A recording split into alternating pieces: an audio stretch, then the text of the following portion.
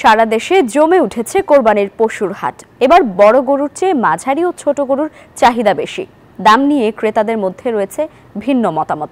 সব মিলিয়ে গতবারের তুলনায় দাম সাধ্যের মধ্যেই রয়েছে বলে অভিমত বেশিরভাগ ক্রেতার।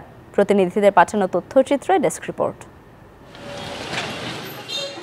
খুলনায় কোরবানির পশুর হাটে এবার বড় গরু বিক্রি কমেছে। ৬০ থেকে ৬৫% মানুষের চাহিদা মাঝারি ও ছোট আকারের গরু। আবার দাম নিয়েও খামারি ও ক্রেতার মধ্যে রয়েছে মিশ্র প্রতিক্রিয়া। গত বছর আমরা যেটা কিনছিলাম ১,৪০,০০০, সেটা এরকম ২ লাখ চাচ্ছে এখন। ১,২৫,০০০ টাকা কিনতেছি, ৬ মাস পুষ্টিছি, সেই গরু এখন ১,২৫,০০০ টাকা দাম আছে। ফরিদপুরের হাটগুলোতে স্থানীয় ক্রেতা বিক্রেতারা গরু কেনাবেচায় ব্যস্ত। সকাল থেকে গভীর রাত পর্যন্ত চলছে গরু কেনাবেচা। তবে ক্রেতাদের কাছে গরুর দাম বেশি হলেও বিক্রেতারা বলছেন ভিন্ন কথা। যা দেখলাম তাতে তুলনামূলকভাবে গরুর দাম একটু বেশি। যে বিষয়ে কুড়াবুশির দাম, সেই বিষয়ে আমাকে খরচের টাই ওঠে না, এবারে আমাকে অনেকটা লস হবে। দিনাজপুরে বরাবরের মতো গরুর দাম নিয়ে ক্রেতাদের মধ্যে রয়েছে ভিন্ন ভিন্ন মতামত। অপরদিকে ব্যবসায়ীরা বলছেন এবার গরুর আশানুরূপ দাম পাচ্ছেন না তারা। দাম এবছর খুব বেশি না, আবার খুব কমও না, মোটামুটি দামে রয়েছে। বাজার খুব এমন চারটি বাজার না, বাজার কমতি আছে। পিরোজপুরেও জমে উঠেছে পশুর হাট। দাম নিয়ে মিশ্র প্রতিক্রিয়া। বাজারে ছোট ও মাঝারি গরুর চাহিদা বেশি থাকায় বড় গরু নিয়ে কিছুটা চিন্তিত ব্যাপারীরা।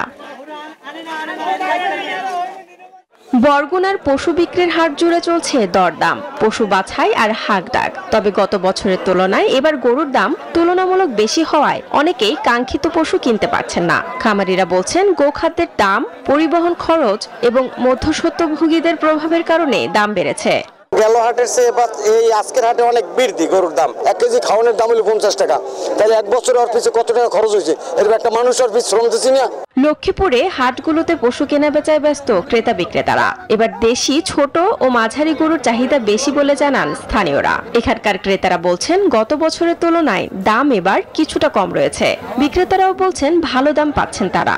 দেখে শুনে কিনতে পারলে মোটামুটি আপনি জিততে পারবেন। দাম আছে, মোটামুটি আছে, বেশিও না কমও না। হাটে গরু কিনতে আসা সকল ক্রেতা ও ব্যবসায়ীদের সার্বিক নিরাপত্তা জোরদার এবং সহযোগিতার জন্য পুলিশের একাধিক টিম মাঠে কাজ করছে। শান্তা ইসলাম, ডেস্ক রিপোর্ট, নিউজ 24।